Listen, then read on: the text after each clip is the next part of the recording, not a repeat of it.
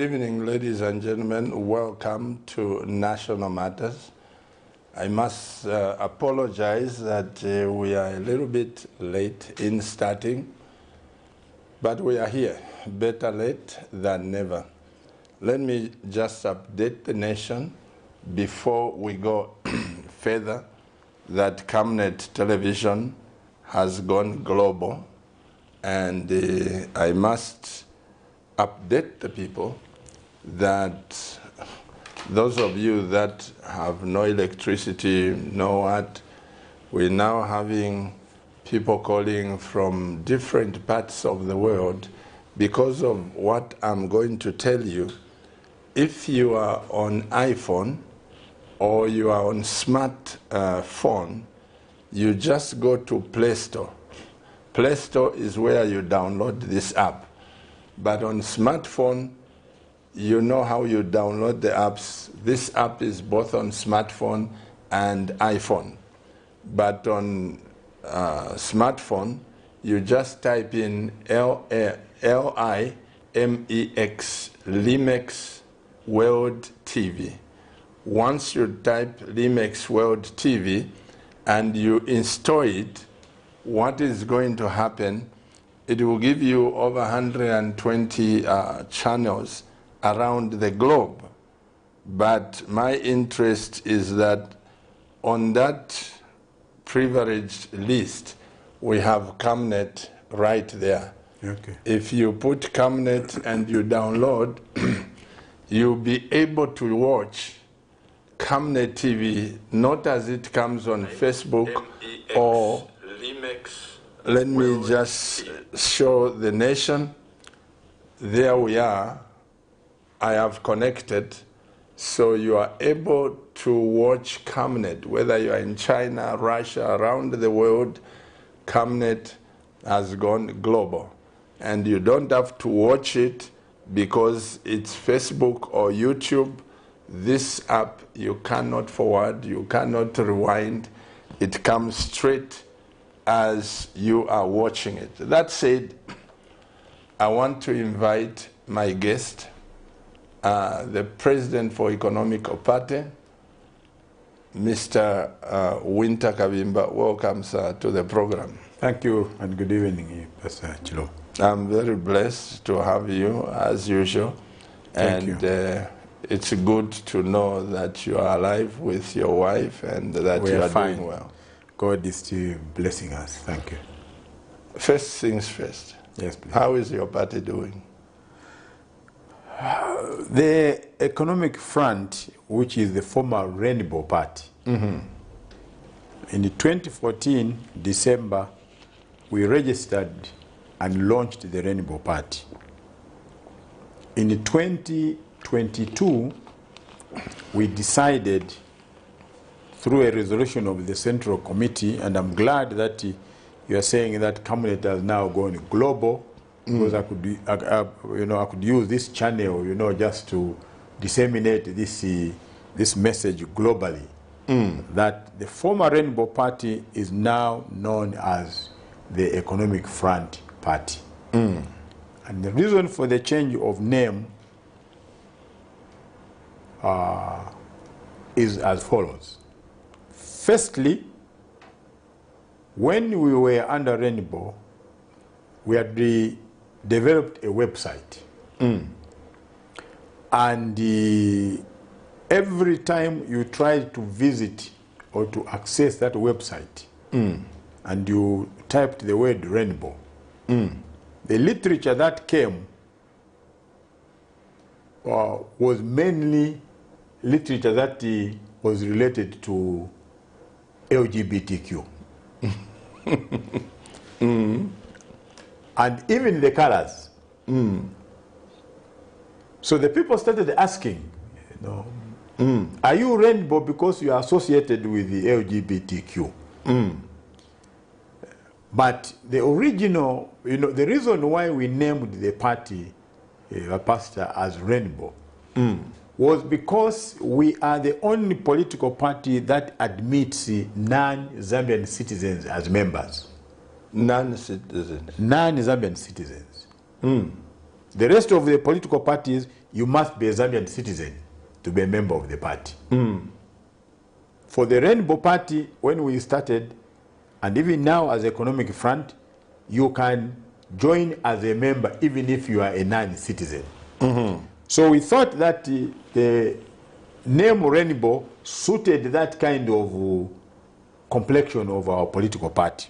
Now, when we started getting these views, you know, from within the party and from outside the party, we said to ourselves, then there is need for us not to be misunderstood. And we took the matter back to the Central Committee, and the Central Committee decided we change the name of the party. Now, in looking around for the name of the party, we said to ourselves, what do we want to do? What should be the main thrust of this political party? We then unanimously decided we must deal with the issue of the economy. That's a major problem of every third world country. So you see that under the economic front, our slogan is our economy, our freedom. Economic front, our economy, our freedom. That our freedom lies in the economy. So we have taken the route of Kwame Nkrumah, 1957-58, when Ghana became independent. Nkrumah's view, you know, which was widely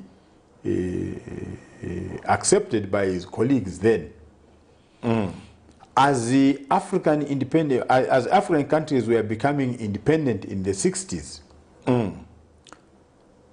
they all agreed with Nkrumah that political independence was just the first step for every country. Nkrumah argued, and rightly so, that political independence without economic independence was meaningless, not only for Ghana, but for the whole of Africa. So we have borrowed from Nkrumah's thesis that our party is going to concentrate its efforts on the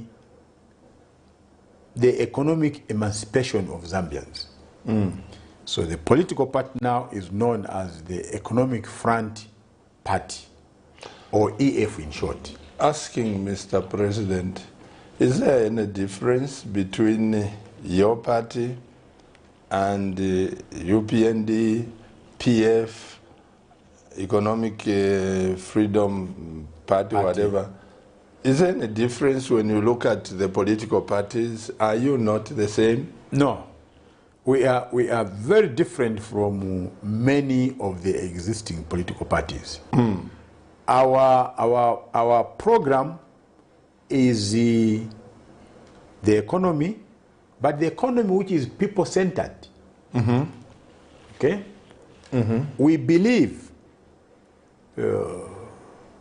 that the future of Zambia, the development of this country, can only and should only be driven primarily by Zambians themselves. So Zambians must become the catalysts of the development of this country. We don't take the view, which is taken largely by our colleagues in the UPND, that outsiders will come and develop this country. That foreign direct investment is what you need to develop this country. We believe in the economic front that the future of this country lies in the hands of Zambians themselves. So the economic front places the Zambian at the center of the economic development of our nation. But, Mr. President, what about the CDF that this government has increased? For the Zambian projects, the CDF has gone to about 30 million, 30 million now. And there is the CEEC. Isn't that empowering the Zambians? No. All these things have been tried before.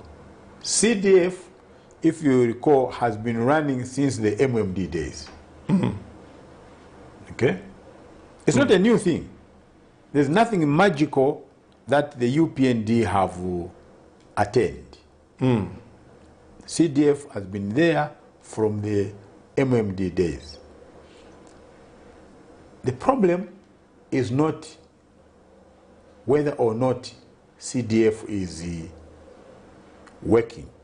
The problem is that the whole CDF program, as structured, is wrong. It's wrong. It's wrong. And that's why it has had little impact. The problem is not in the amount. The problem is not in the amount. The problem is in the structure of the program. And I think this is very important for Zambians to understand. CDF has not failed in the past because the amount of money was small, was meager. No. It has failed because the formula is wrong, because the structure of the program is wrong. And I will explain why it is wrong. It is wrong in the sense that, firstly, it takes away the money which is supposed to be used by local authorities through the elected representatives of the people, called the councillors. So it takes that money away. Secondly, it duplicates the work. The work that is supposed to be done by local authorities is being done by this small ad hoc committee called the CDF committee. Thirdly, it is an affront to the whole principle of decentralization. I hear our colleagues in the UPND saying we have decentralized through CDF. That is not what decentralization means in local government. I'm a local government practitioner myself. I attended many meetings in my 15 years in the local government service. We discussed this principle of what the devolution of power means, what decentralization of power means. CDF does not fit into that concept of decentralization in the manner in which it is structured. Because, firstly, the people that decide on these projects are not the representatives of the people. They are handpicked. The MP has his own people there, and then they pick, and everybody there. Nobody has elected these people. And these people have no contact with the community. None at all. The way the councillors, are. Thirdly, all the projects that they propose have to be approved by the Minister of Local Government here in Lusaka. That is not what decentralization is. Even if you are in Chama. Even if you are in Chama, even if you are in Kaputa, even if you are in Shangombo, the minister has to approve. The minister has to approve. You have to send those proposed projects to Lusaka. Now, there are 117 local authorities now. The number has jumped from 72 to 117. To 117. Basata left 102 local authorities by the time he was dying. We have now 117 local authorities. Now, can you imagine the pastor, the minister of local government alone, having to approve projects from 117 local authorities? It's just impossible, a task. And how does he know what is the priority? And how does he know what is the priority on the ground and what is not priority on the ground? How does he know he's not in Kaputa, he's not in Shangombo, he's not in Shangombo, he is not in Mapatizia, he is not in Kalabo, in Sesheke? How does he know? How does he know? So his decisions here are arbitrary. Fourthly, I argued from the time when I was in PF that CDF is actually a construction or a program which supports corruption. Why? Because those that are involved in these projects in that CDF committee are not accountable to anybody. Really? They're not accountable to anybody. A councillor is accountable to the people that elected him or her. The CDF committee chairperson is not accountable to anybody. So they can do as they wish. And what has happened mainly is that the projects are shared by, the so-called projects are shared by members of the CDF committee. So there is no transparency in this program. And it is for that reason that CDF will be very, very difficult, if not impossible, to deliver the expected goods and services, let alone development, unless you don't know what development means. That's why you see the UPND government panicking, trying to show us a small classroom block here that this is, from CDF. A borehole, that has been drilled. This is from, they're trying to justify because the whole CDF program is a scandal. I said this when I was a minister in PF, and I can say it again. The only reason why the pastor CDF is still popular amongst MPs is because that is the only area where all of them share in the corruption of the program. That's the only area where you won't find the opposition and the ruling party fighting. There are only two times when you want to hear a fight in parliament. And I'll tell you this, having been a parliamentarian. One is when parliamentarians are considering their conditions of service. Okay? There is no opposition, there is no ruling party. Because everybody is self-interested. Two is when they are discussing the increment of CDF. You never hear a debate. An increase in CDF, the debate in parliament can end in 5 minutes. You won't hear anybody in the opposition raising a red flag, that this is not right. Why? Because everybody is a beneficiary. Beneficiary in what? Beneficiary in the corruption of the program. That is what CDF is all about. And I can tell you that they can keep on increasing the amount, because they think that they are doing it to please, members of parliament, to hold on to members of parliament. But in terms of development, it will not deliver any development. A friend of mine was telling me, who is a member of the UPND? He was telling me, have you heard the scandal that has happened? I said, what has happened? He said, some of the structures that were constructed out of CDF have already started collapsing. Just before, the rains are not even intense yet. Why so mwera? Why? Because there's no accountability, even the way they are selecting the so-called contractors. Even the way they are selecting the so-called contractors. Even the way they supervise the projects. There's no accountability. So I'm surprised that everybody is excited about the CDF. This is a scandal, a scandal of, in our nation. But the view I take, sorry, let me just conclude my thought. The view I take is that if the government has this money, 30 million kwacha per constituency, they can give it, to the district council, to the local authority. There are local authorities, that just have 2 constituencies. There are local authorities that are a district and a constituency. Okay? Chongo, for example, Chilanga, for example, is a district constituency. There's only one district called Chilanga, and one constituency called Chilanga.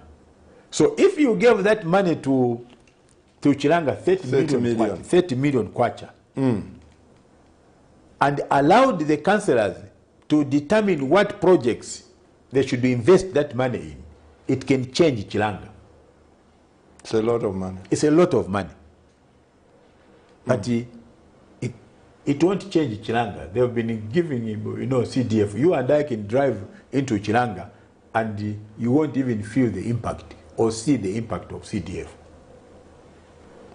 So you are saying that it's a scandal, meaning that this scandal started in UPND? In MMD. I mean in MMD. Yes. It comes to PF. It comes to UPND. Nobody has stopped it? No, because the people that are supposed to stop it are beneficiaries. Oh, I hear you. Because the people allocate.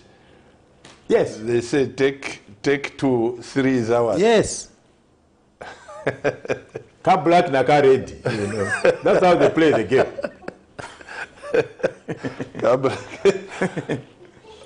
Ladies and gentlemen, in case you are wondering, I asked the Honorable President Winter KABIMBA to come and help me discuss the issues in this nation. This is national matters.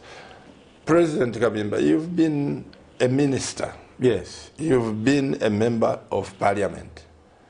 This time, some of us who are not members of parliament, when you are sitting there and watching Parliament TV, which I like watching, yes, what is happening there, even though I'm not a member of Parliament, please enlighten us. Would you say that's how Parliament is supposed to run? No. No. Firstly, let's define what Parliament is or should be. Parliament, the legislature, is one of the 3 arms of government. Apart from the executive, the judiciary, the other arm or third arm of government is the legislature. It is the only institution that holds the voice of the people in the nation. So if you want to hear what the Zambian people want, then you must hear that through Parliament. If you want to hear what the Zambian people don't want, then you should hear that through Parliament. And that's why those who constructed the idea of what Parliament is and should be embedded the principle that what a member of Parliament says in the House is immune from prosecution. It is immune from any lawsuit. You can't sue a member of Parliament for what they say in the House. Because they have to maximize the freedom of expression on behalf of the people that elect them.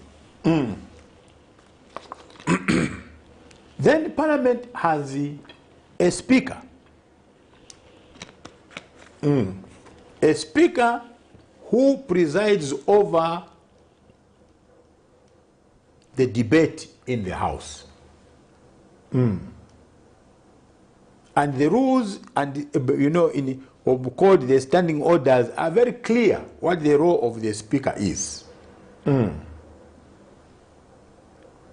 Now, there is no competition between the speaker and the member of Parliament. Because the owner of the floor in the House is not the speaker. It is a member of Parliament. Not the speaker? No. The speaker is a presiding officer, just to allocate the time to the member of Parliament, just to make sure that the member of Parliament is debating within the confines of the standing orders. That's the role of the speaker. The speaker is not a class monitor.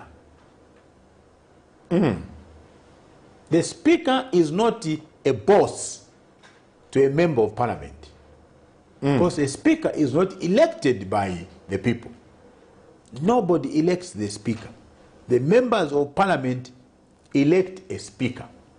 And say, you are the one who is going to preside over how we conduct the affairs of the House. It is therefore wrong for the Speaker to substitute himself or herself for a member of Parliament. It is therefore wrong, unless the member of Parliament has said something unpalatable or they are engaged in a debate which offends the decorum of the House. The Speaker has no right to say to a member of Parliament, sit down, shut up. No. She has no right. She has no right and he has no right. That's why those men and women are called honorable members. They are assumed to be men and women of integrity. Why? Because they are carrying the voice of the people. Why? Because they are carrying the responsibility entrusted unto them by the people that elected them. So, what we are seeing today is new in the history of this country. You can go back, you know, to the days of Robinson Nabuliato. A man who insisted on discipline in the House. There was peace in the House. There was mutual respect in the House between the Speaker and members of Parliament. What we are seeing today, what we have seen particularly in the last 2 weeks or so, is that the Speaker has become extremely partisan. She must be getting instructions from somewhere to put down the voices of the opposition political party members. Now, wherever there is oppression, it's a principle in social science. Wherever there is oppression, there will be resistance. Wherever there is oppression, there will be resistance. Those that are being oppressed will fight back. You can only oppress people up to a point. Beyond that point, they will tell you enough is enough. Ngakufwa tuarafafi. That is what she has pushed. The Speaker in Parliament today has pushed members of Parliament against the wall because of trying to stifle their freedom of expression. Not letting them to say. Not letting them, to say what they are supposed to say. And you can contrast this with the previous Speaker, Dr. Patrick Matibini. There were many times when I sat there in Parliament and I said to myself, why is this man allowing, this member of Parliament, to go on talking like this? Why doesn't he stop him? Even I was impatient. But one thing that defines Dr. Patrick Matibini, or which defined his reign as a Speaker, was tolerance and patience. And even UPND today can vouch for him if they really want to be fair. Because we speak to members of UPND who are in Parliament today, and they agree that Matibini was tolerant, that he was patient, that he was accommodative, and that he didn't exhibit any partisanship. Why? Because he was not a member of PF. Never. He was not a member of PF. He was not a member of PF. But is this current Speaker a member of UPND? Yes. The current speaker is a member of UPND. The first deputy speaker is a member of the UPND. The second deputy speaker is a former member of PF who was not adopted by PF and won as independent. So he has a bone to chew with PF. He applied to be adopted. They didn't adopt him. And then he stood as independent and he won. Do you think that he would be look at the PF MPs with favor? The answer is no. So you have this environment which has been cultivated by the current speaker and her two deputies, which cannot be conducive to a peaceful debating arena in the House. Is this the reason why we have seen that some members of parliament, they want to impeach the speaker? Yes. Yes. Because like I've said, they're saying enough is enough. We are not your Chola boys. We are not your boys. You didn't elect us. And it's legal. Yes, it is. In fact, I can tell you this, Pastor, with what is going on and what has happened today. You know, when the court has now given an order that the speaker's decision to recognize another leader of the opposition against Brian Mundubire, who was the leader of the opposition, is a scandal which, in a society where people are conscious of public shame, would have led Nelly Muti to resign. The judgment has come out? Yes, there's an order.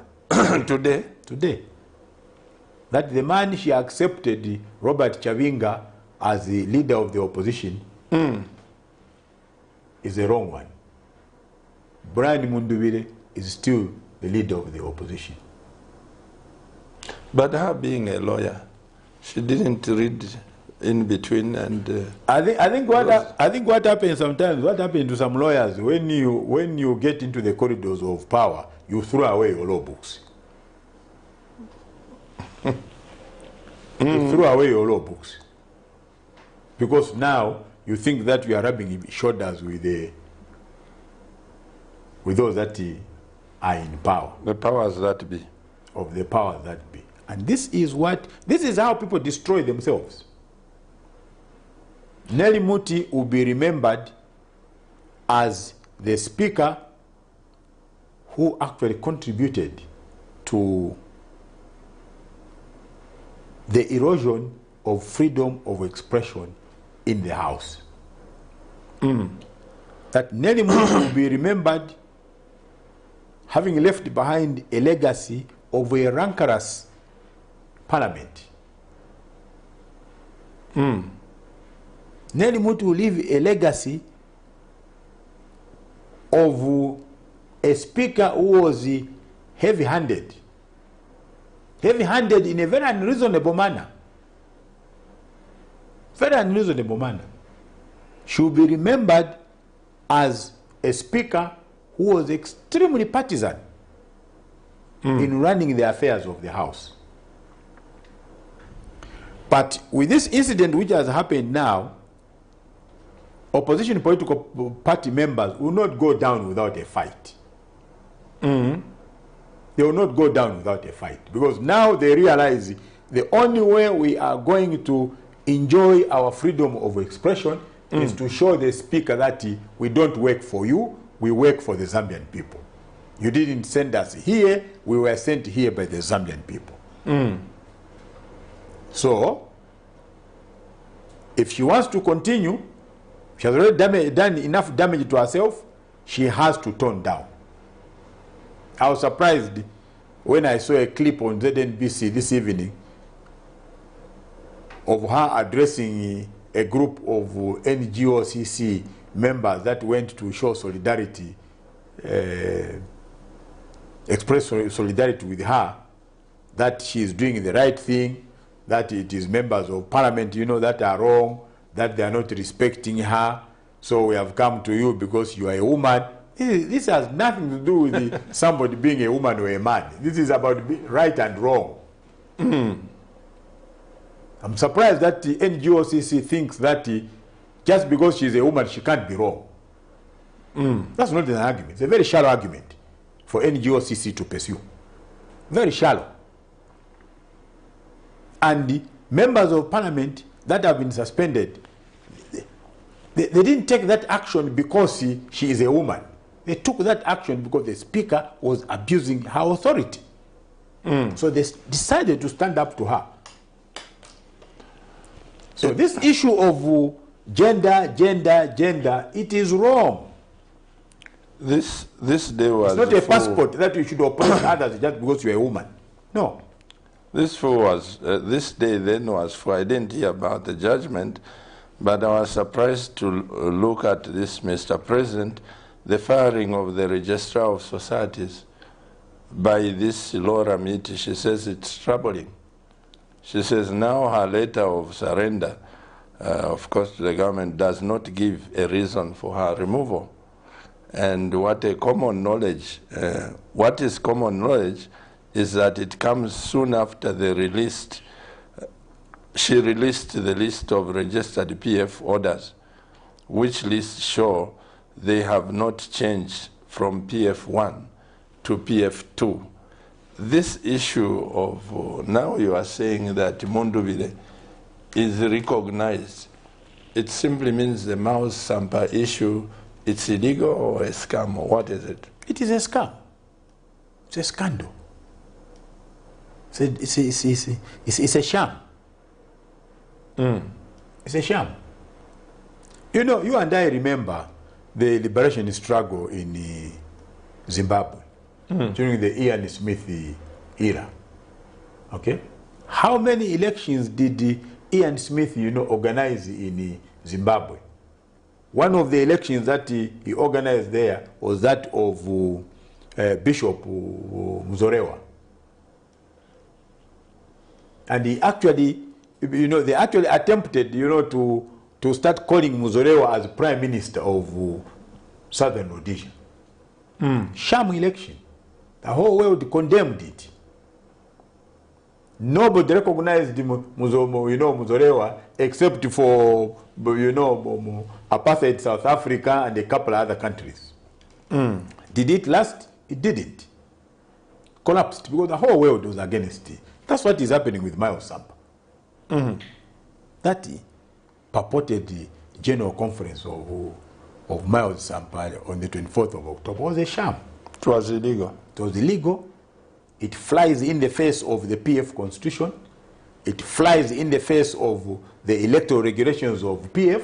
By the way, you were General Secretary of, yes. of PF. Would you say that Sampa met the conditions to hold a general conference? It did. If you just went back to the 2011 first general conference, which PF organized, or held after 10 years of registration, you looked at the constitution and you went and looked at the electoral regulations, which I still have, copies of which I still have. And then you compare that general conference with what Miles did, complete sham. Complete sham. The rules say, if you are going to be a delegate to the PF General Conference, you must come from one of the existing structures. You must have a position, either at the ward level, at the constituency level, at the district level, at the provincial level, or you must be a member of the Central Committee, or you must be a member of Parliament. Those are the categories that form the electoral college that goes to the general conference. But that is not the only requirement. You must also be in the register of that particular structure organ where you are coming from. So when you get what we did in 2011, when you go, the bus from Northern Province got to the gate at Mulungushi University, everybody was requested to disembark from the bus and give their names to the officials who were at the gate. My name is WYNTER KABIMBA. You are from where? I'm a constituency chairperson for this constituency. And they had to find your name. If they didn't find your name, you were not allowed to be part of the conference. Did Miles do that? No. Did his delegates come from any organ of the PF structure? No. Did he hold a national council meeting? No. Did they elect members of the central committee there? No. So on what basis would anybody in God's name say that what Miles did was legal? Very difficult to understand. I know that this matter is in court, but I would like to see how the court is going to determine this matter. President, a lot seemed to be happening here. Now let me comment on the chief registrar, if you allow. Yes, please. So the issue of the redeployment of the chief registrar is part of this train of events. Because the day after Miles Sampa held that sham general conference, which is being contested, they went to the registrar's office early in the morning, following day, on Wednesday, to attempt to file the list of the new list of office bearers before the other PF group got an injunction. They got wind that they were going to court to go and obtain an injunction. The chief registrar refused to accept those documents and even to change the names of office bearers. Because she knew that this matter has generated outrage. Miles himself was in court. There is a court action which he commenced against PF, in which he is saying that the current Central Committee of PF is illegal and all the decisions which they have made are illegal. That case is running. Against that case which he commenced, he goes and holds a general conference himself before that matter is concluded. Okay? So they've been trying to put pressure on the chief registrar to change the names of office bearers. And rightly so for her, not only in terms of her conscience, but even in terms of the law. She has refused to do that because this matter is still before the court of law. It's still being contested. So what wrong has she done apart from trying to comply with the law? And the way she gets paid for taking that position which is lawful is her removal. She can't appeal to the president or the minister of Home Affairs. Look, when you look at all these events, I'm sure the poor lady must be saying, where can I go and get justice? Because the first person who should defend her is her minister of Home Affairs. But the letter is signed by one of the PSs in the ministry. Would the PS, sign that letter, dispatch it to her without the minister's knowledge? I don't think so. Would the PS sign that letter without the minister's knowledge? and ultimately without the president's knowledge? I don't think so.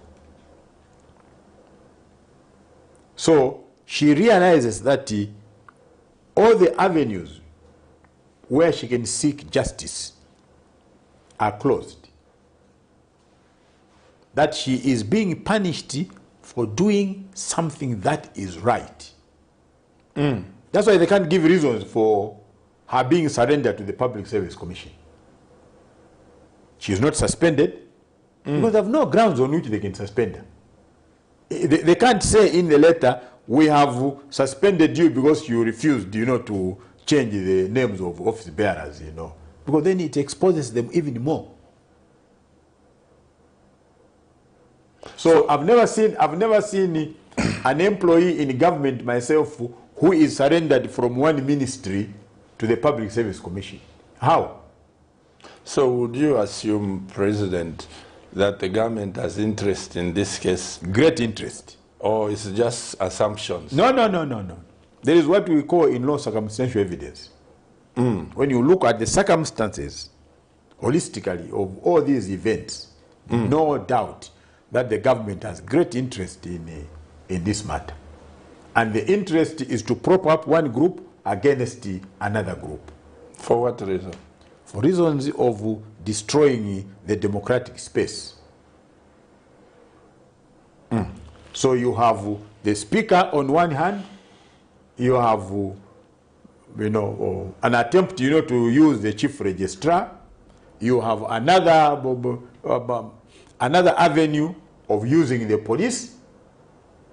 You were out of the country. What happened after Miles Sampa's general conference was shameful for this country. If I were HH, I would sit with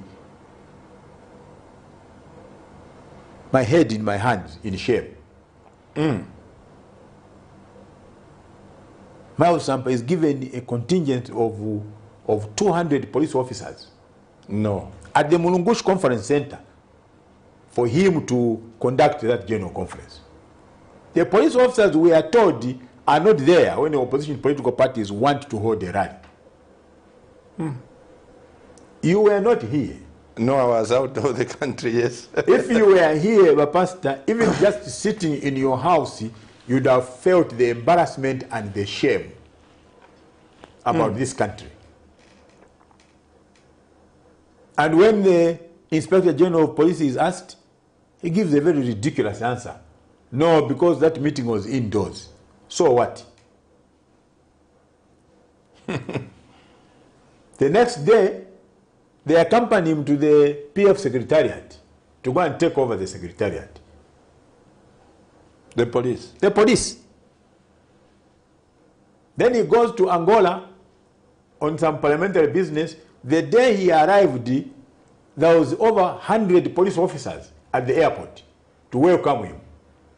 Why? If you just saw the video, you would think that it is HH arriving.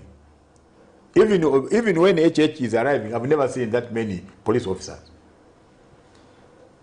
We are told that he had the state security at his house. The way HH has state security at community house. So how can you say from all these circumstances that the government has no hand in it? Who would give instruction to the Inspector General of Police that he give Miles Sampa state security if it is not the president? If it is not the Minister of Home Affairs? In what capacity would Miles Sampa deserve state security? As a mere member of parliament for Matero. And as a leader of the so-called opposition. And as a leader of the so-called opposition. And then you have ZNBC saying, Patriotic Front President, Miles Sampa, and then the other group is referred to as the Given WYNTER faction. Incredible. The other one is a faction. Yeah. The Miles Sampa one is substantive. The PF, they go to court, they are told to come after 3 weeks. And that's what the Catholic bishops are talking about. I was going to come to that.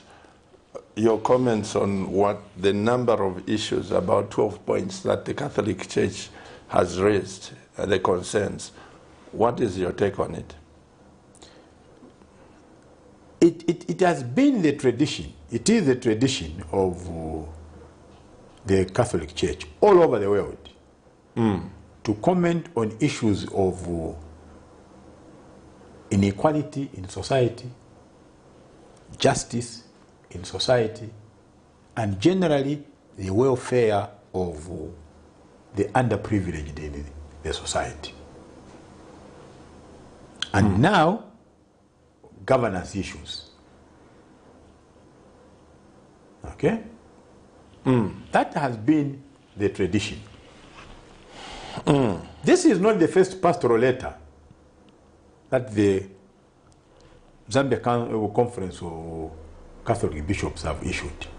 No, I remember even before we went to Cathedral, they released a letter to Dr. Kaunda. Yes. They are in a habit of, when things are wrong, it's a tradition. they would release something. Yes. When they think that their voice is needed, you know, in a society because things are not going right, they will come out. And they do that as a collective. They will come out and point out. They released a pastoral letter in 2013 when I was Secretary General of PF and when I was Minister of Justice. And it was not a bed of flowers, bed of roses. It was attacking PF in some respects. Even as Michael that was a devout Catholic, they didn't spare him. I remember that. Where they thought that he was wrong.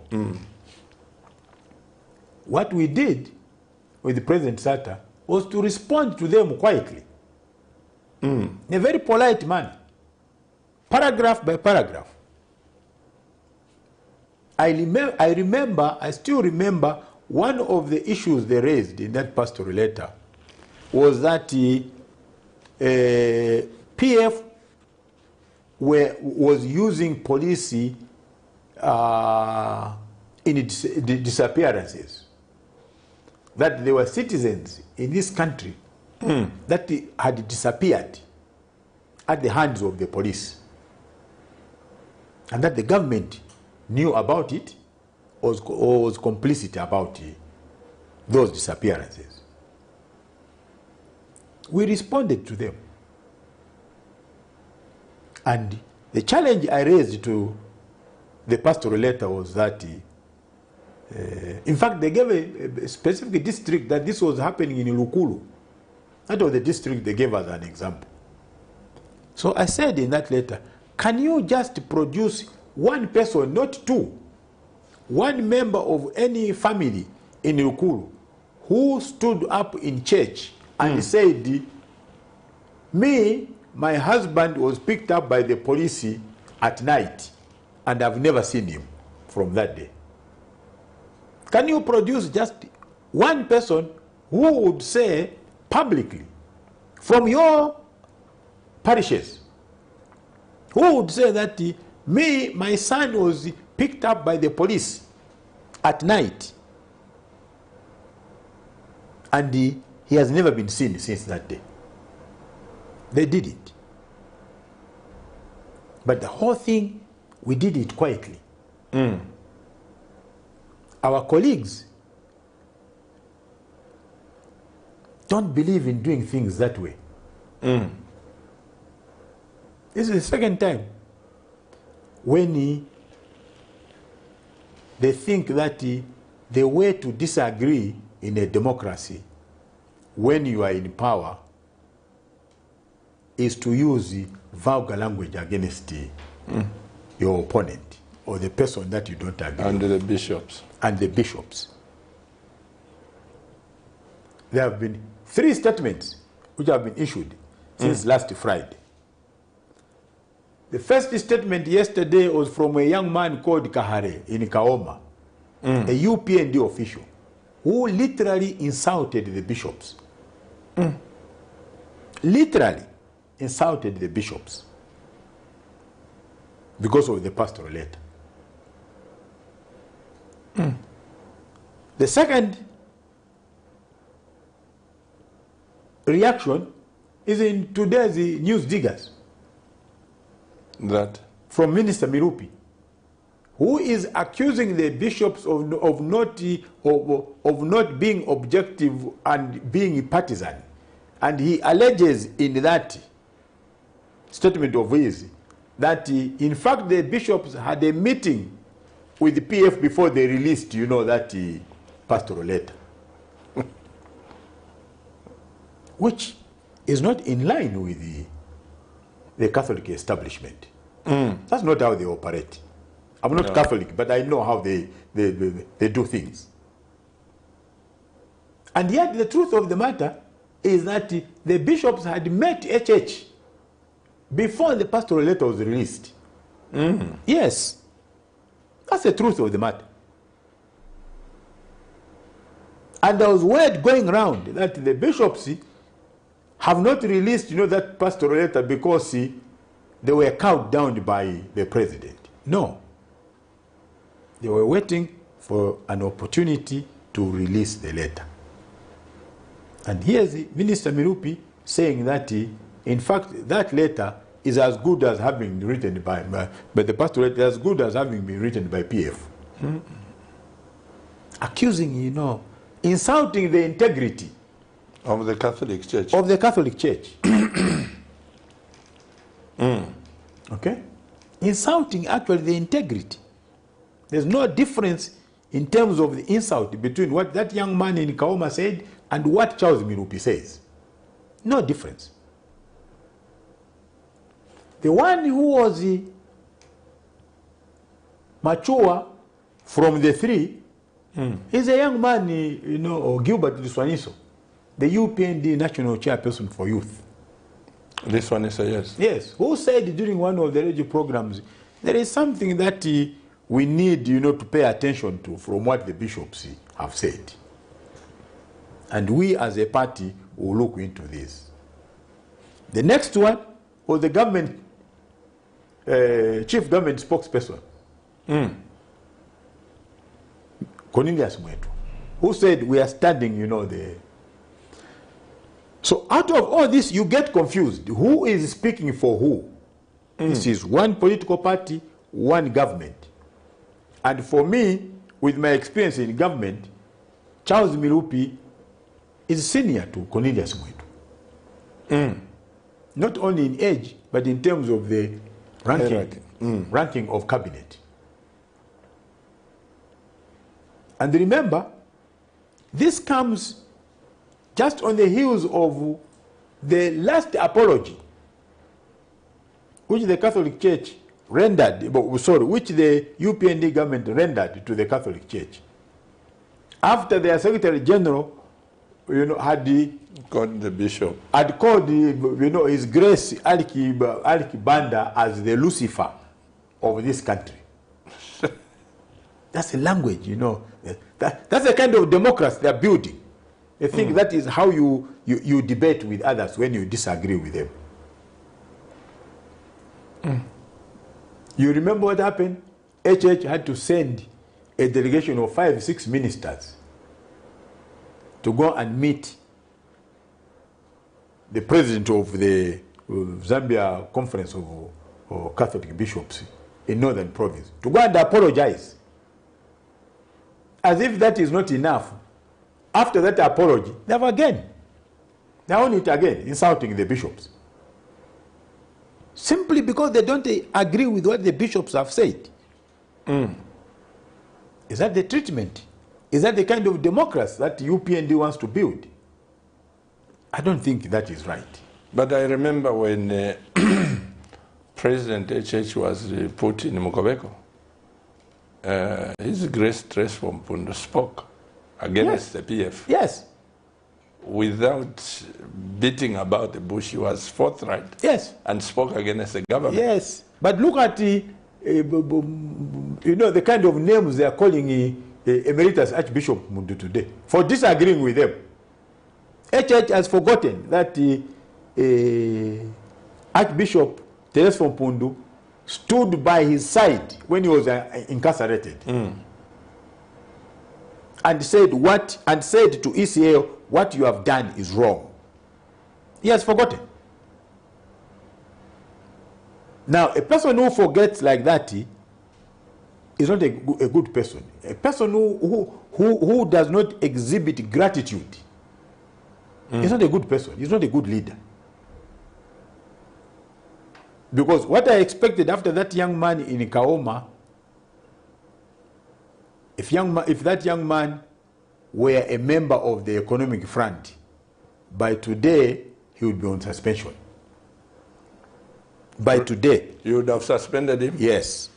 By today he would have been placed on suspension for gross indiscipline. But in UPND it doesn't happen like that. Because it's not HH he insulted, it is the bishops he insulted. Is that good leadership? Not at all. President, before we open the lines, your comment on the investors and the benefits the country is getting from the so-called investors. Are we benefiting? And also, yeah, your comment. I wish you had a clip here of the first Sunday interview in 2021. The first interview of what? Between Grevasio at ZNBC and the Honorable Minister of Finance, Tumbeko Msokotwane. In that interview, the question of how UPND was going to develop this country and create employment was raised by the interviewer. And the response from the Minister of Finance was that UPND was going to bring in investors who were going to set up factories, and these factories will employ our people. That was his answer. I watched that interview from the beginning up to the end. I want Minister Msokotwane to come back 2 years on today to come and tell the Zambian people where those factories are. I want him to come back 2 years on to come and tell the Zambian people how many youths have been employed through this foreign direct investment. You won't be able to point at anything. And that is the departure point between UPND and the Economic Front. Because UPND thinks that the problems of this country shall be resolved by foreigners. We believe that the problems of this country shall be solved by Zambians themselves. And not foreigners. And no country in the world, from my reading of history, has ever been developed by outsiders. Japan was not developed by outsiders. Not even China. Not even China. It has not been developed by... The Chinese have been able to make economic strides to turn that country in the last 40 years from a country that was unknown. Nobody was talking about China 40 years ago. To a superpower now in economic development, technology, food production, manufacturing, and everything. It's not the Americans that went to do it. It's not the Japanese that went to do it. It's the Chinese themselves that have done it. So I get surprised, Pastor, when I listen, to HH, and his Minister of Finance and other ministers really religiously believing that the way to go in developing this country is to bring more and more foreign investors.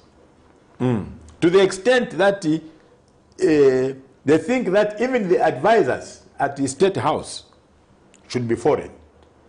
Actually, what tried it? If you remember in 1991-92, there was a group of Americans, at the Ministry of Finance called the Harvard Boys. Yeah, yeah. Okay? And they were brought in under that IMF program to come and formulate policies. Economic policies for Zambia, to frame those policies. Did they work? No. They didn't. And how they disappeared, God knows. Why don't people learn from history? And somehow, HH comes on the scene and really thinks and believes very fervently, very strongly, that the number of trips he makes to America, the number of trips he makes to Europe, are what is going to develop this country. Even makes the pronouncement, you know, that look, I'm being projected as an example of economic development in America by President Biden. Did Biden vote for him? Does Biden live here? Does Biden understand the poverty structure in this country? The answer to all these questions is no, no, no.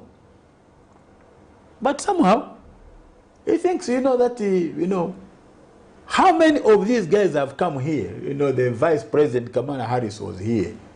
You know, Tony Blair has been here many a time, you know, for whatever he comes here for. You know, American senior officials, the Treasury Secretary, you know, or Yellen has been here. Has it changed anything? No. The dollar is today at 23. Yeah, it's the dollar which is made in America is at 23 kwacha to a dollar. To a kwacha. Or to a kwacha. 23 kwacha to a dollar. How much more evidence does HH need to realize that this is a sham? That he needs to change direction? How much more evidence does he need? You know? How much more evidence does he need? So we believe in the economic front that the best way to go, if you want to talk about the mining sector, is actually to divide it into two segments: large-scale mining and small-scale mining. Leave large-scale mining to multinationals, because only them can access finance capital from the international capital markets. Okay?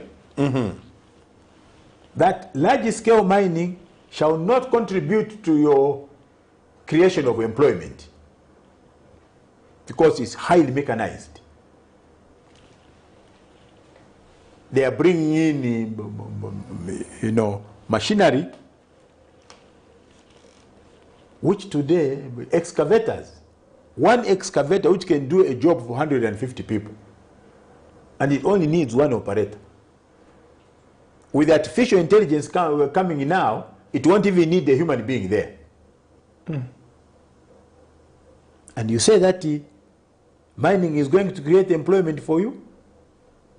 And you are talking about opening of a mine in the northwestern province to create 1,000 jobs? Do you know how many people are unemployed in northwestern province? What is 1,000, you know, jobs? Even if that were to be, you know, that kind of, you know, employment were to be created, what is it? But if you remember, I referred to this honorable president when I interviewed President HH. Yes. Before he became president. Yes. One of the questions that I asked him was, when you come into power, do you think you are going to solve an employment problem? Yes. I can defend him. He said, and I quote, Pastor Trevor, any president who will tell you that they will solve an employment problem, they are lying. Because there's no one president that can employ everyone, you know, on that premise, we give him credit that the employment situation, if economic front came, would you employ more than 500,000 or 1 million? Look, I can't remember that interview, I missed it. Okay? What I remember is the interview for his Minister of Finance.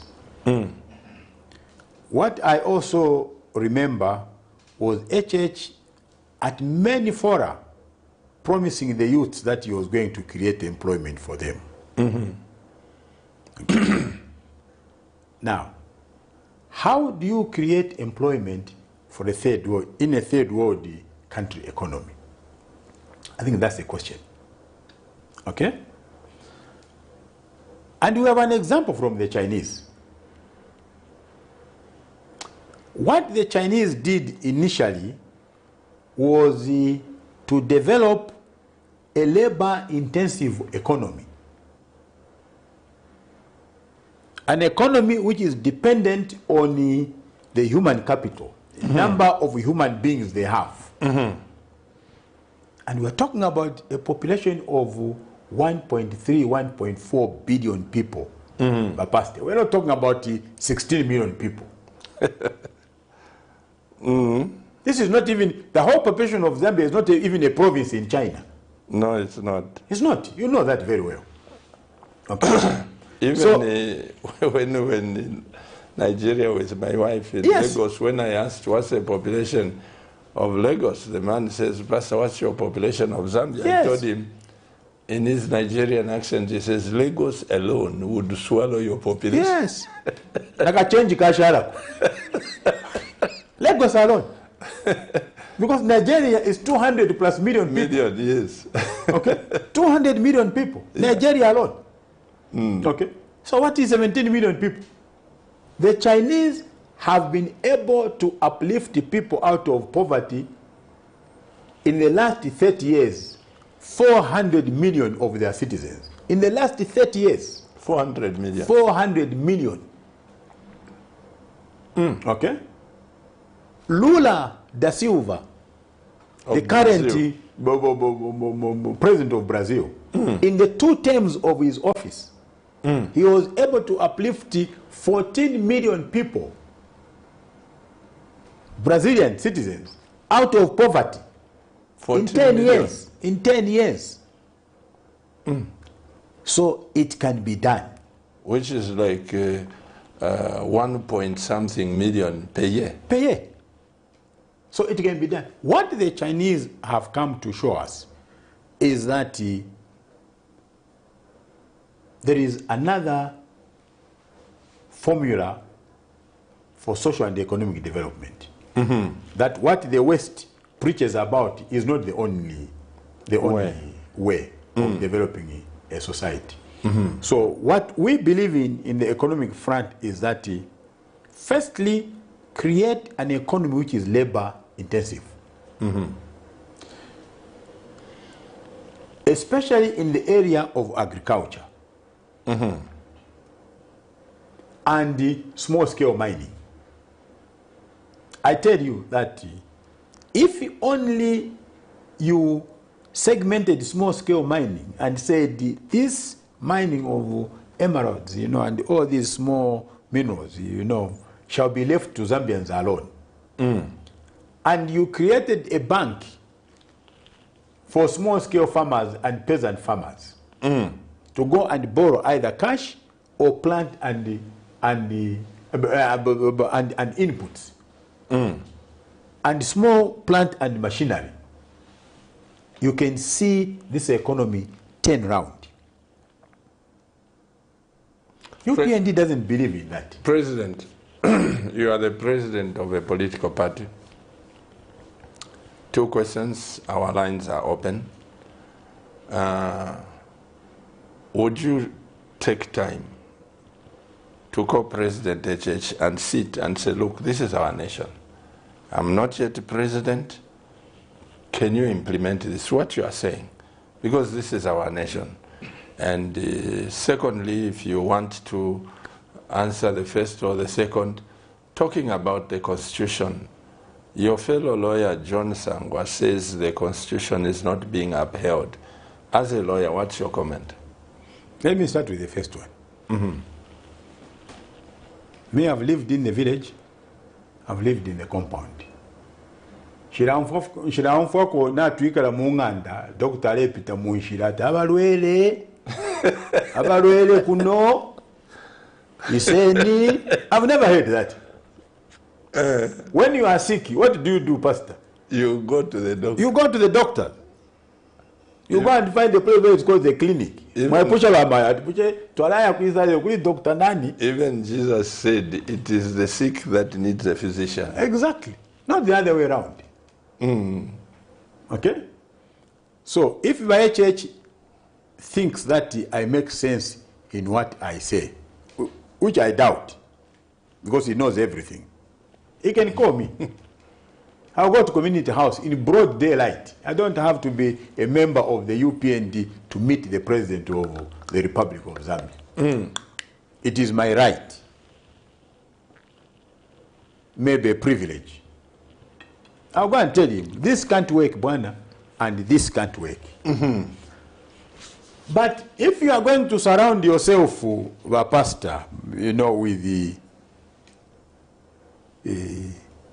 young men and women around you as advisors, go State House, then you don't want to be advised. Clearly, to me, you don't want to be advised. Because see, what has a young man or woman of 25, 28 years seen in their life? Subtract from that 28 years. Imyaka yaku school, yaku primary school, yaku secondary school. Na experience. You are left maybe with 4 years. If not 2. If not 2. So how can you really think that to turn this country around, you need a young man or woman who has been on this planet with the experience of or seeing the suns rise and set in 2 years? Then you don't want to be advised. If you want to be advised, employ me. Because I'm even older than HH, so I can tell you. When I was living in the university, HH was not even at the university. At the time when I was living in the university, he was not even at the university. Okay? So, then if you did that, then you are serious about being desirous of being advised. If you don't do that, then you don't want to be advised. You want just people, around you, when you walk into State House, Igwe. That's what you want. Okay? That's the first point.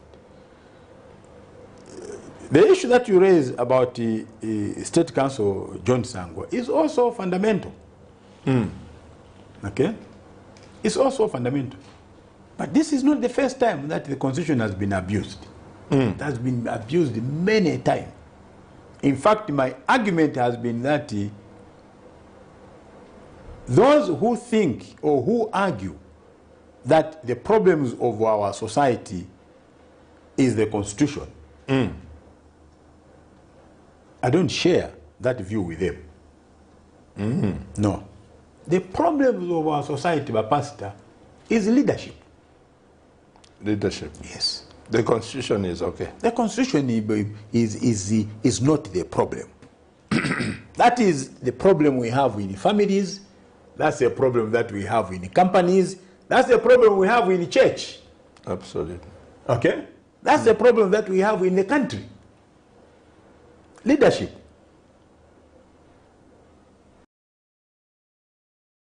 A colleague of mine who came to the office,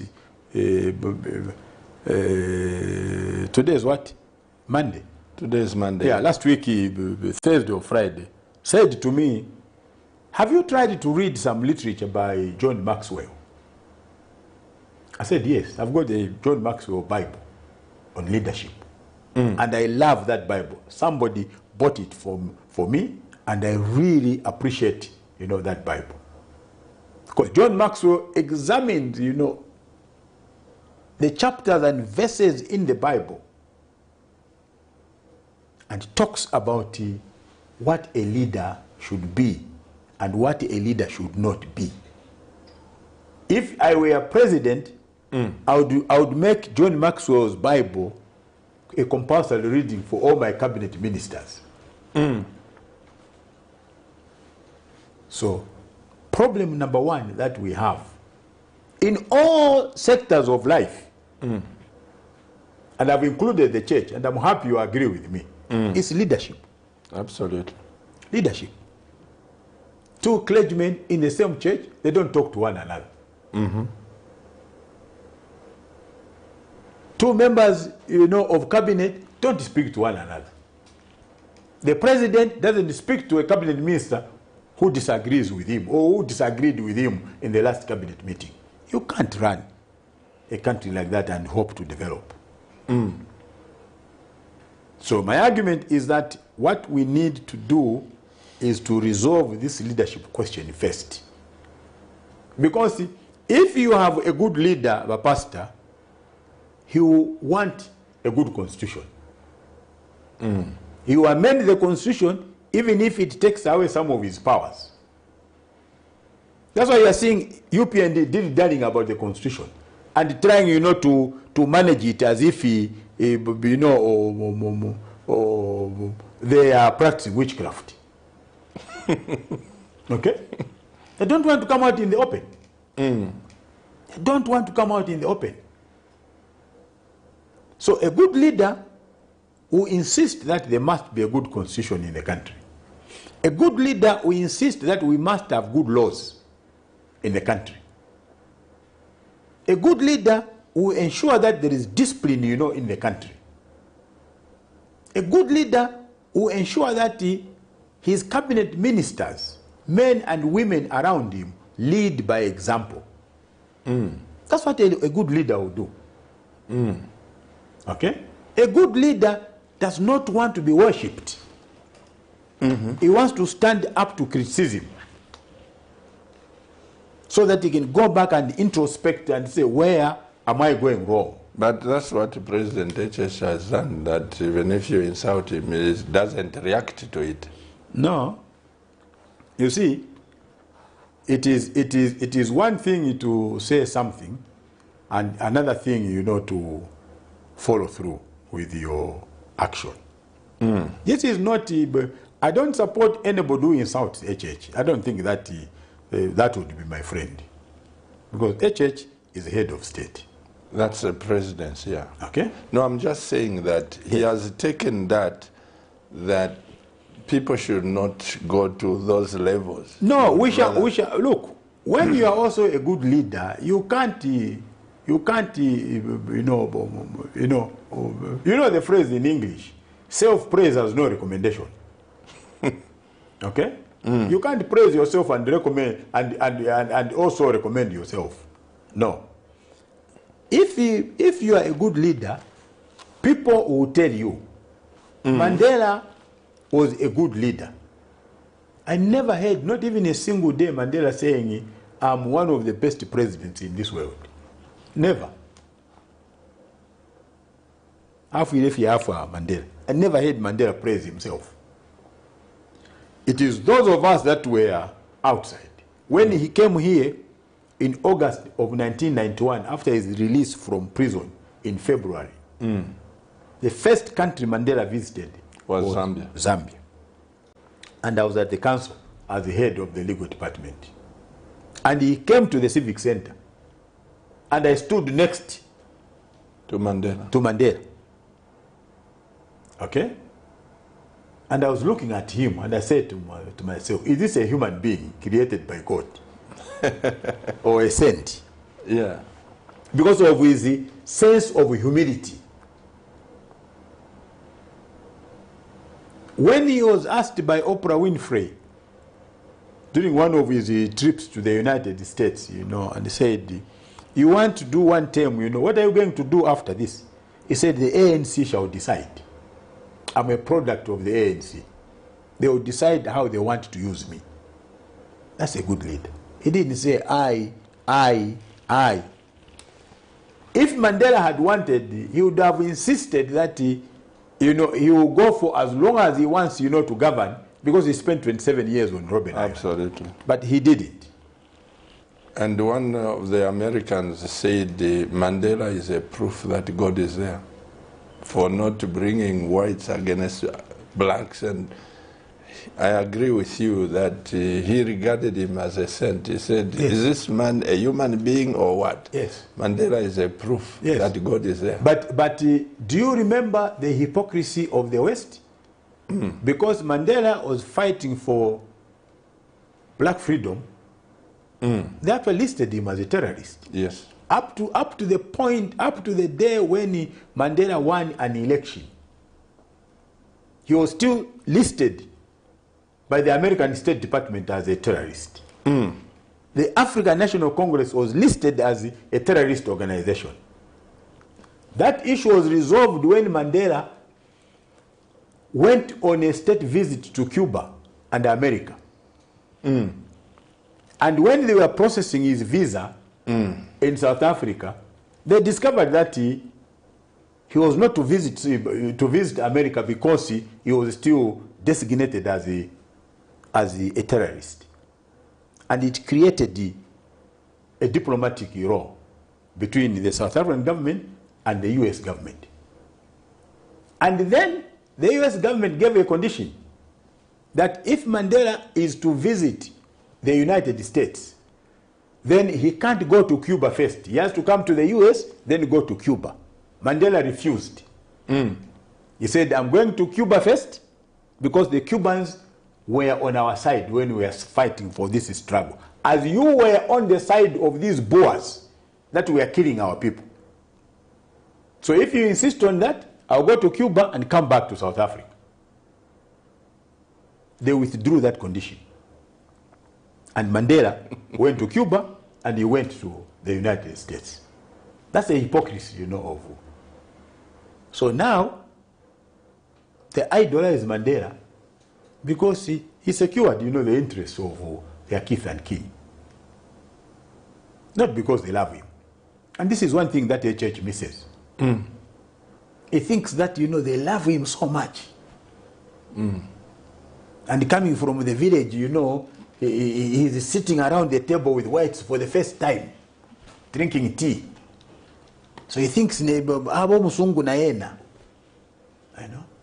I don't think that is the position. That's my interpretation. It's not your word. Because even before he became president, he was meeting those whites and sitting down. He was meeting, the whites as a chola boy. There was no equality. Yes. He was chairman of Barclays Bank, so he was meeting them as a worker. Now he's meeting them as a president, so he really thinks that he is their equal and they love him so much. That's a problem that my brother has. Let's open the lines. Please do. President, there are a few minutes remaining, and dear Camnet TV viewers, as I always say, if you don't like my guest, you don't have to use abusive language, or if you don't like the ruling party, you don't have to use abusive language. We're looking at national matters. How can you and I become a blessing and contribute to the development of Zambia?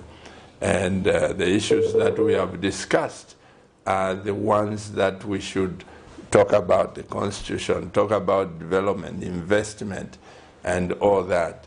So you are free to call Camnet Television. Hello, good evening.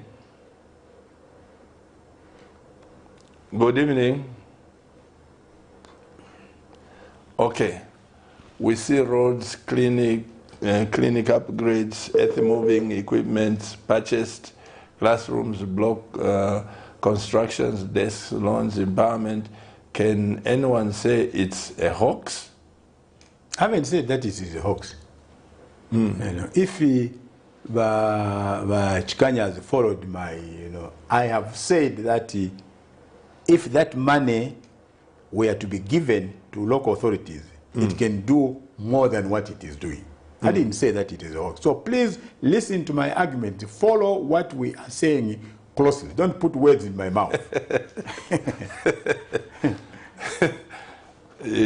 I'm sure he came on the middle of the discussion. I think probably. So. Mr. Director, give us some text messages while we are waiting for the calls.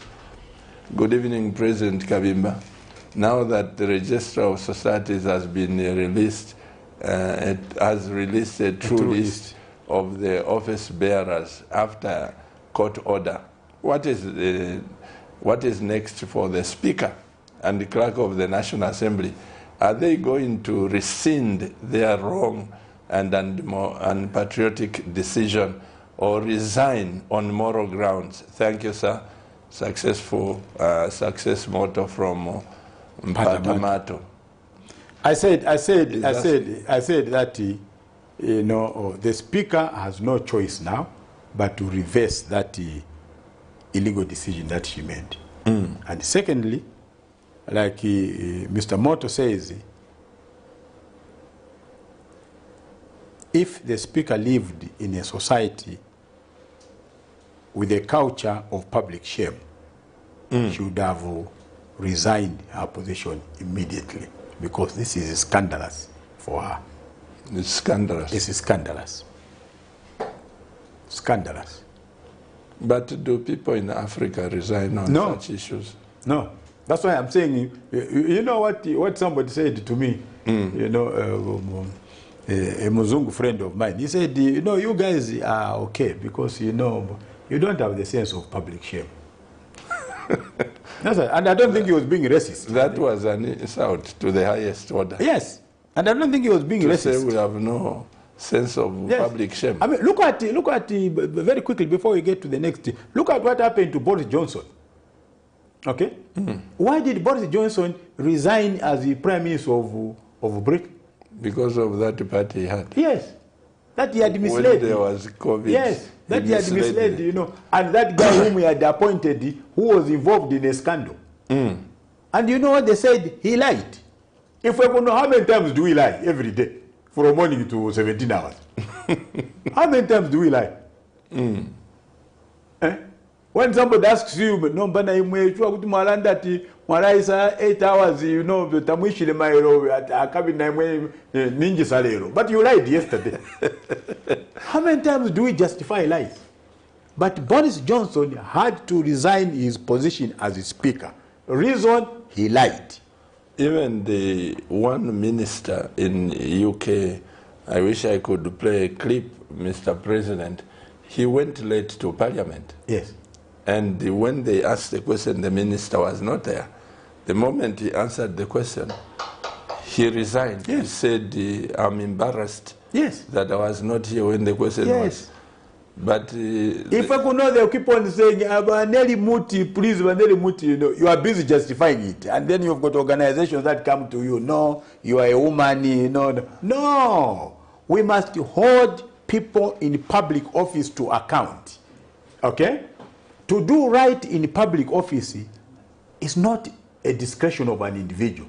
It's a duty. But if the court has said what you have said, the Speaker will have to rethink again. Let's pick up this call. Hello, good evening. Good evening. Good evening. Yes, ma'am. What's your name and where are you calling us from? My name's I'm calling from Kik. Your name's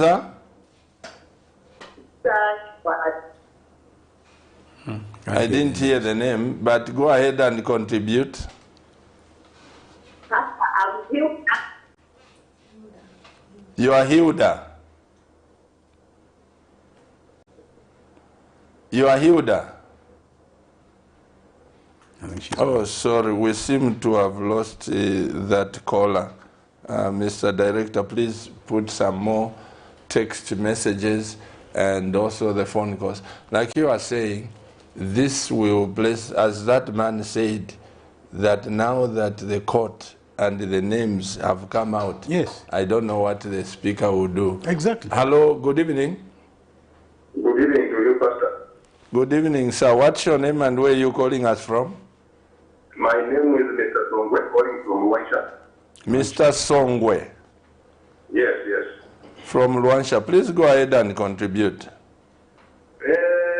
been following Mr. WYNTER KABIMBA. The other week was on Prime TV, and he even appeared on Camnet, and then I've just been back in party on Camnet. The way I've looked at him and heard his speeches, his sentiments, it's like he caught a hatred against UPND, against their president. So despite doing something that is able to play, or what you're saying that you have nobody covered, look at the suspension of the PFMPs. Mrs. Lennoxy has got power within as the Speaker of the National Assembly. A typical example that I'm going to give you faster. In 2017, on the 15th of June, 48 UPND members of Parliament were suspended when Dr. Patrick Matibini was the Speaker. Why is Mr. WYNTER KABIMBA not telling it to you so that we compare between the two suspensions? Because the one that happened recently by Mrs. Nelly, she was saying that this was gross misconduct. The same applies that happened in 2017 when 48 UPND members were suspended. They are also given a test of gross misconduct. There was no pay for 30 days. Mr. KABIMBA failed to bring it to you. What should happen is that when he says what is happening in Parliament is new, then he's lying. Why has he failed to tell you that this is what happened when Dr. Patrick Matibini was the Speaker of the National Assembly? Ask him that question. Thank you very much. That was my contribution. Okay. Thank you, Mr. Songwe. You heard the question. I heard the question. I heard the question. I hope Mr. Songwe is still watching. Firstly, let me start by saying this. Two wrongs do not make a right. If A is wrong and B is wrong, they are both wrong. Okay? I hear this argument from colleagues in the UPND, but why are you saying this? Because PF did it. Okay? That is not an argument. That's not an argument. The argument is what happened in 2017 right or wrong? And if the answer is it was wrong, then if Nelly Muti is right today, she will be right. So I'm not suffering from non-disclosure. No. The issue of Patrick Matibini and the 48 members of Parliament is completely different from the Nelly Muti saga. The Nelly Muti saga arose out of her insistence not to allow a member of Parliament to speak on the floor of the House. Okay? That is where the problem came from. So please, colleagues in the UPND, let's move away from this argument that because PF did it this way, therefore UPND is also justified to do the same thing. I don't think that you are helping your party and you are helping HH. Okay. Hello, good evening. Good evening. Is okay. We are watching and listening, Honorable KABIMBA, and for sure, if into Tafili Wino in the Parliament, Kabwe resident. Kabwe resident, yes. Evening, Pastor Chuba and Honorable KABIMBA. Well spoken. The only problem is that UPND are fearing their own shadow. So if they are not careful, they will end up making the mistakes in their governance throughout. Let them come down, please, and listen from the people. Yes. Listen to what people are saying.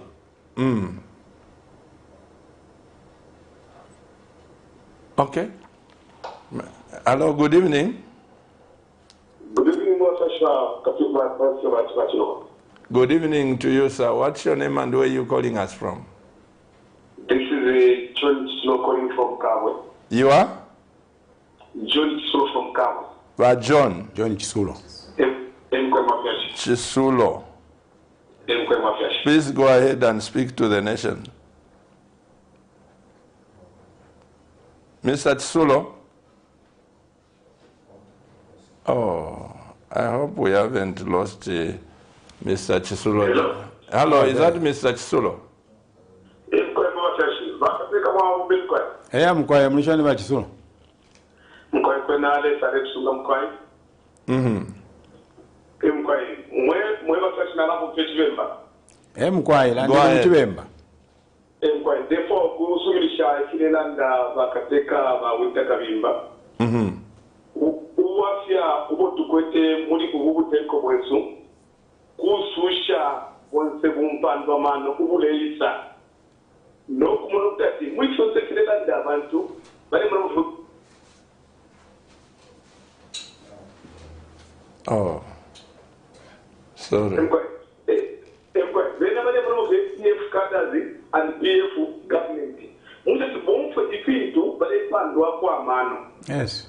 Ukufika na kuextend iya kwebati bala bontela bashima pepo. Yes. Ngatuwarolekisha kunu moku bashima pepo bashikofu wa zesko mpundu basi kwa tili bakada wa UPND ifintu bali fuma okuimina kuchifanchia UPND. Nomba ilezo baisanga babali ba ruspa wa Zambia, which is very unfortunate. Bali kibanda emkwaya. Amashimu ya kwaleta kati uyikata kubashirwa abandi. Mumode icyo kile bakuntungrushi ishiri pamuru cyaisafika na kushiri banshi abo barangire zokanda yawe benda bakatolika bato concentrate mukuberenga Bible. Ero ni chinga mwati mumode icyo Catholic isunga abantu no cyaro Yesu cyane na worldwide. Yes. The UPND kile kono TV ni kota ukusunga abantu the prevalent. So it's very unfortunate to have a government which cannot listen from the people that it is speaking or it is reading. So what in Tusha the changes for your data in that one. Now, you have been the secretary general of different parties or catching them when you to so could you have if you have by Munshewa, I not in Munshewa, I'm in the Munshewa, African with me. Why not to come by some part? I thought about Chisulo. No, Mumfefe Aranda. At Munshewa. Who is never advised. Yes. The other problem that you leaders have, President Kabimba, when I say you leaders, Yes. I'm talking about UPND, PF, Everybody. You politicians. When you are being advised, you think somebody is against you. Yes. I think that problem you should get over it. You know. Yes, my director, is there any call or any message? How unethic is that list purported to be from Registrar of Society, ECL appointed in 2022? Have you understood the question, Yes. President? Yes. Your comment? He is doubting, that the list is not correct and true. Now, these are the fellows that mislead HH. Okay? Because that list has been submitted through a court order. Through a court order? Yes, it has gone through the courts. People have given evidence on oath. That's how that list, has been obtained. But you see, by UPND, they don't want to accept that. They don't want to accept that. That is the problem with our politics. But how do you know it's UPND? I can tell from the argument. Because anybody who is objective, a pastor, anybody who is objective and has knowledge that this list was not obtained from the registrar's office minus a court order, would certainly respect. Okay? But you see, the UPN doesn't even respect the judiciary. It doesn't. It is their way or the highway. But that man, he hasn't purported to be a UPND member. it doesn't even have the standing. No, maybe that is justice. we can tell. If I came to your church and I see how people pray, and I met somebody, you know, at East Park here praying, I would tell that I can tell. Because you have a certain culture of the way your people pray. So we also have, you know, we also have knowledge of how UPND members and cadres argue their case. They leave the substantive issues and they want to delve into issues that are totally unrealistic. Unrealistic. You know. But what I've said is that these are the guys that will bring down the HH. Because ideally, these are the people that he listens to. No, sir, you know, the chief registrar is against us. No, sir, the chief registrar is this, you know, and, you know, he lends ears to such people instead of looking for the truth and doing the correct thing. Absolutely. Okay. Well, my dear Cabinet TV viewers, those of you that have got some contributions, please push them through. In these few minutes, we'll be able to listen to President KABIMBA. And while we are waiting for this, is your party growing? Yes. In fact, one of the things that we are happy about, Pastor, for this year is that the party has grown considerably. And we are dedicated this year, you know, to the growth of the party. So we are very happy with the way the party has grown from January to date.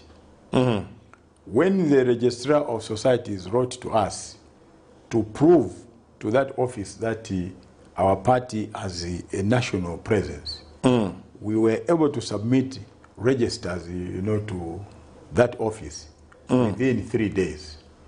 3 days? 3 days. And it was a thick volume like this. And they were surprised. So the way we manage and there is a call, Honorable President. Hello, good evening. Good evening, Pastor. Good evening, sir. What's your name and where you're calling us from? Okay, my name is Bright. Bright. I'm calling you from within Lusaka. Your name is Bright. Bright from Lusaka. Yes. Yes. Okay, please switch off. Your volume on TV is affecting us in the studio. Just turn it down. Okay, actually, my thing is down now. There's some feedback. Yes, Bright. Yes, sir. Good evening, President KABIMBA. Good evening, Eba Bright. Okay. I wanted to find out the way with the registrar, because I'm sure the registrar has been transferred. Yeah. So now, if like tomorrow we wake up and find out that the names have been changed, what could be the way forward? President KABIMBA, Brett has asked you as a lawyer. He says, if we wake up tomorrow and we find the names have been changed, what is the way forward? Well, I don't know whether what is the way forward is correct, but I don't want to paraphrase his question. But there is no doubt that the removal of the chief registrar, I don't know her personally, I've never even met her, intended to achieve a certain objective.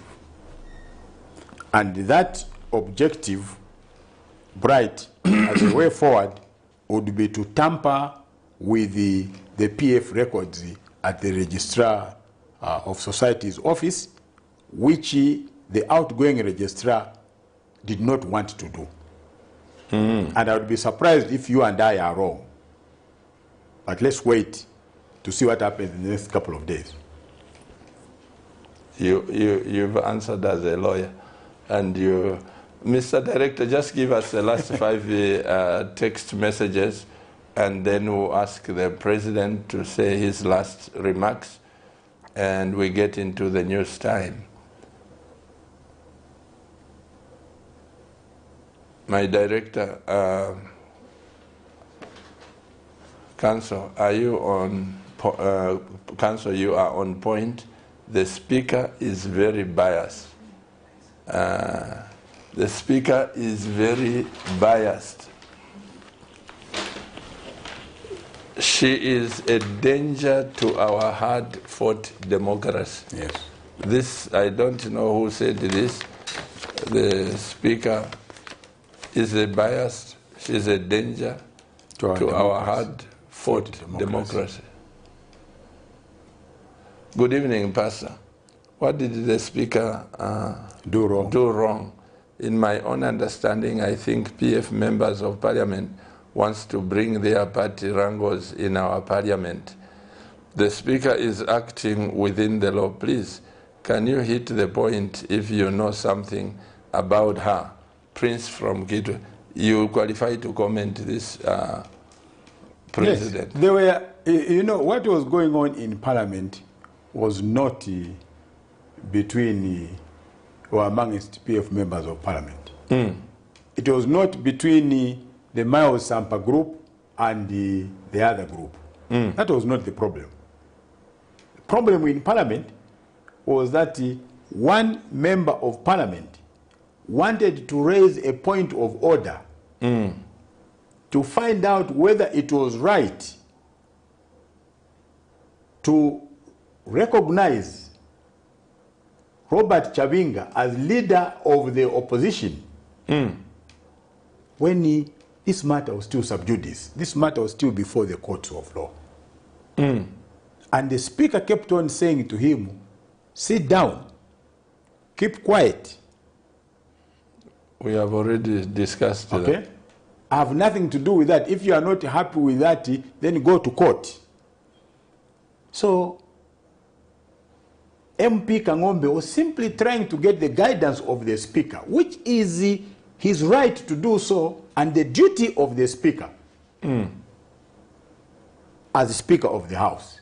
And then, when he insisted that he wanted to put his point across, the speaker now becomes authoritarian, becomes draconian and say, get out of the house. And switches off the mic. Yes, get out of the house.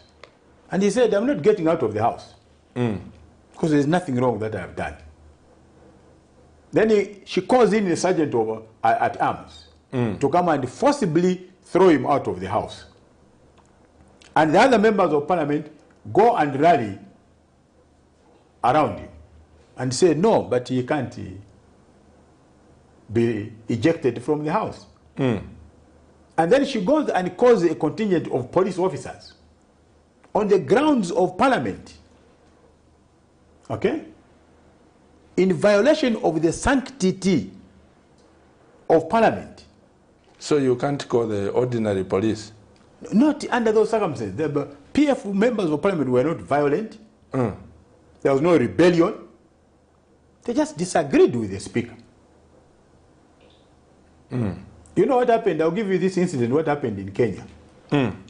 What happened in Kenya during the Moi era was that they were looking for a member of parliament to get him arrested. So the police had been looking for him for a few days, and the man just decided to camp, you know, at the parliament. Because he knew that police would not come to parliament to come and find him there or effect an arrest. Moi decided, go to parliament and find him and arrest him. So a group of police officers went to try to arrest him. The members of parliament beat up the police officers. So that's what happens, you know, when you become draconian, because then because then people want to resist the authoritarianism. They want to resist, so they beat the hell out of the police officers, then they scampered from the parliament grounds. That is the problem when you don't want to accept criticism that this is wrong. It happened in Kenya during the Moi era. And Moi was more powerful than HH. So what the man is saying here, it's not PF against PF. It's, no. It's the speaker against members of parliament. It was the freedom of expression which a member of parliament wanted to exercise. And the speaker insisted you can't speak. And Kangombe is not PF, is he? No, he's an independent member of parliament. So even to say that this is PF and PF is wrong. Okay? Chris Kangombe is an independent member of parliament from Ghana, I think. Yes. So it was not a PF issue. It was not a PF issue. So it's important, you know, that Zambians follow this. This is our country, and we need to construct a civilized society. So this issue of siding, sometimes you don't even have the correct facts. Sometimes you just pick up this information in a pub, you know. It's not right. You know, get the facts. And in Kenya Pakachaso, that's what, you know, difficult to cause it. Then you think you know. Get the facts right. You know, this is our country, and we must make sure that we construct a civilized nation. President, your last remarks, and as you conclude, 2026, there are elections. Are you going to win the elections? And your last remarks. Thank you, Pastor. Firstly, I want to say this, that as the economic front, we deserve to win the 2026 elections. Reason, because we believe in the Zambian people. We strongly believe in the Zambian people. My background in the local government service, and also the 2 years that I served as Minister of Justice, brought me closest, you know, to the underprivileged of this society. When I was town clerk for Lusaka and Kitwe, you can go and get my record there. Nobody will tell you, Pastor, that WYNTER KABIMBA is a tribalist. Nobody will tell you that, you know, I was punished unfairly by WYNTER KABIMBA. Nobody. Nobody will tell you that WYNTER KABIMBA is corrupt. But why are you bringing in the issue of tribalism? Because it has become rampant now. It was a conversation under ECL. It is still a conversation today. I never heard this under Michael Sata. I never heard this pronounced under Arabi. I never heard this pronounced under, you know, that pronounced under Levi Manawasi. But is tribalism existing? Yes, it is. There's no doubt about, you know, the fact that there is now, against what HH said, you know, that this country is being run by 3 regions: Southern region or province, Western province, and Northwestern province. I was featuring on a radio program, just to show you that people are following. I was featuring on a radio program, and somebody from Western province called in and said, I'm ashamed to see what HH is doing.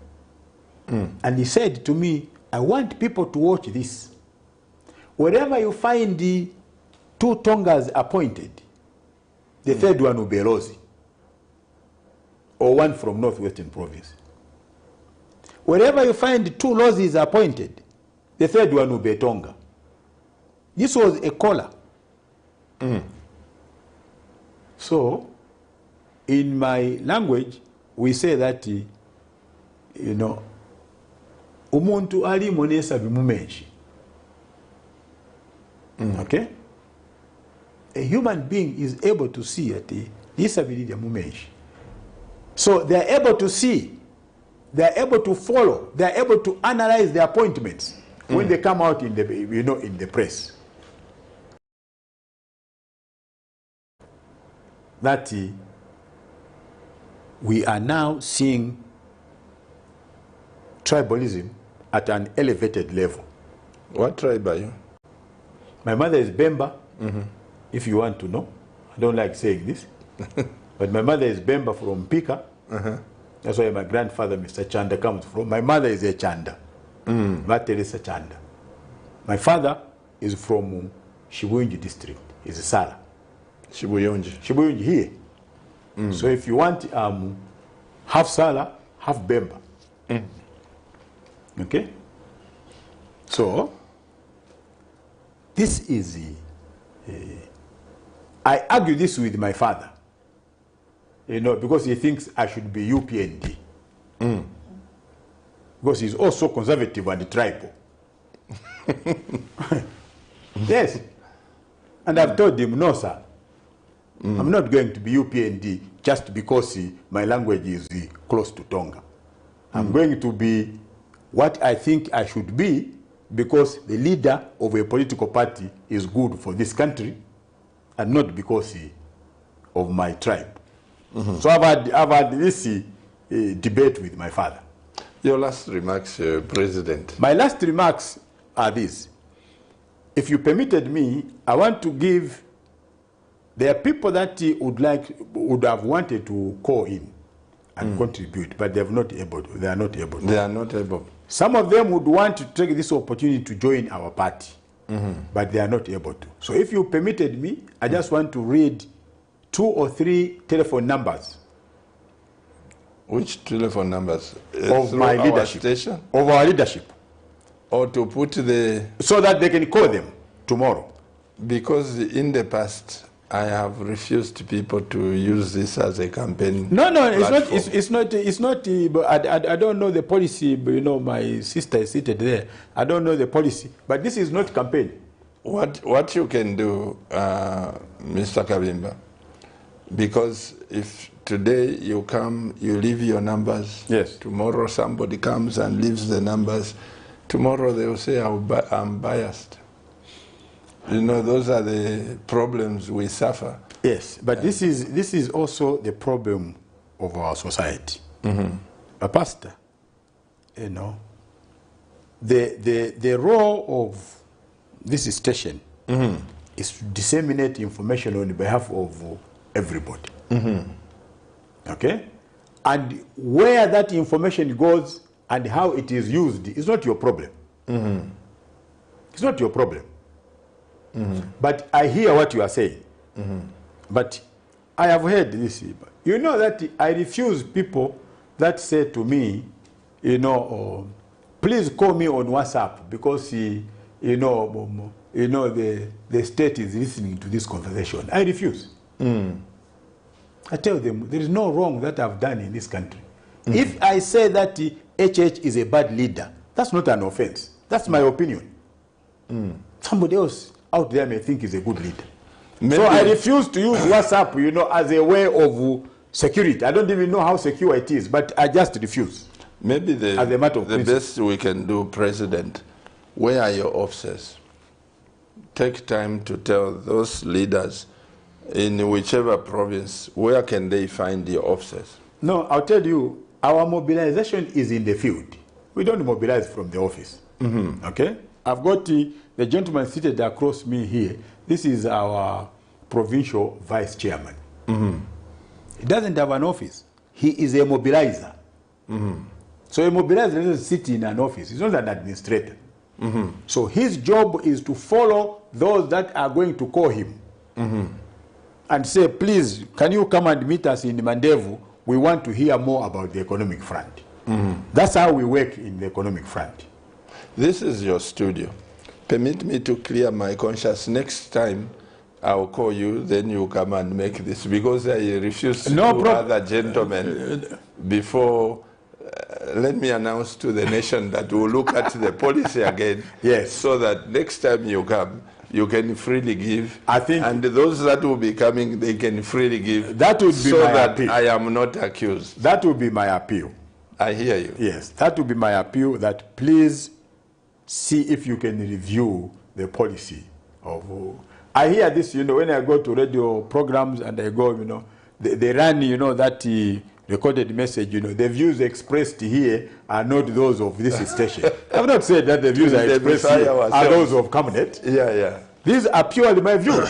Yeah. These are pure, and I'll be held responsible for these views, not cabinet. I hear you. My wife, as a CEO, she's listening, and the people sitting together, we are going to review this. Thank you. And I hear you. Thank you, Pastor. This is your station. No problem. And we are very grateful with my colleagues for extending this invitation to us. You know, it's always lovely. You know, you and I can sit here up to midnight. I know. You know?